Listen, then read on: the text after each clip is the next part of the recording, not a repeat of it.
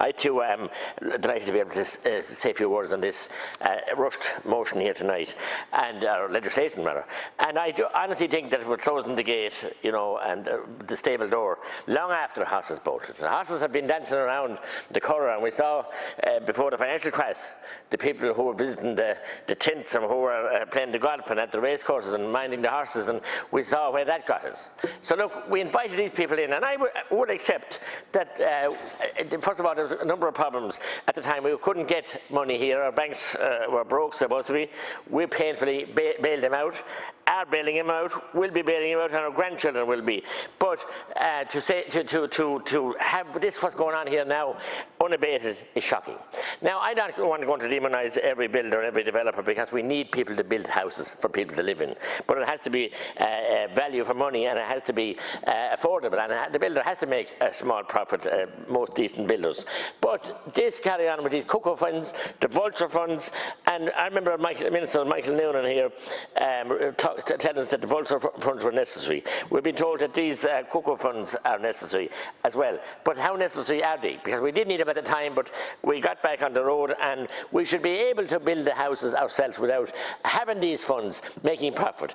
Share prices were up this morning, actually. You think this legislation is going to work? Share prices, and some of the companies involved were actually up by 2% this morning.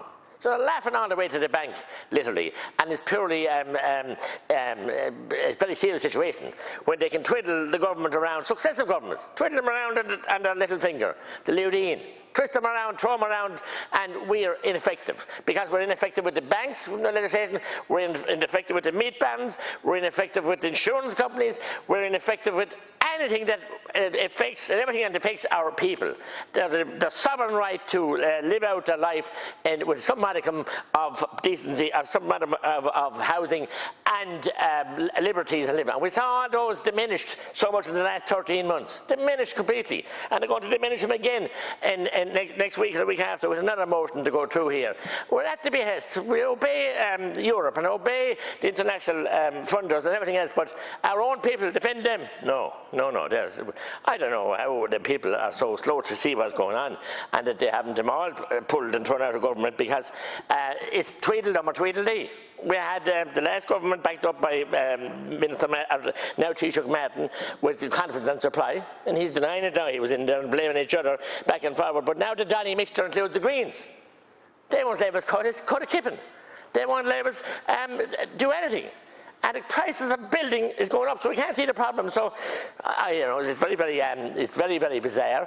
It's very strange. But the system in this country is ineffective and unable to deal with any of these funds or any of these vulture funds. We see the terror that's going on in the courts and with the evictions, even through the pandemic, and it's still going on.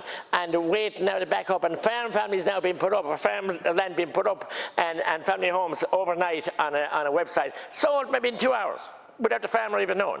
What did Dan Breen, Sean Tracy, Michael Collins, what did they all fight for? Pat Crow, what did they all Salahead beg for? For this?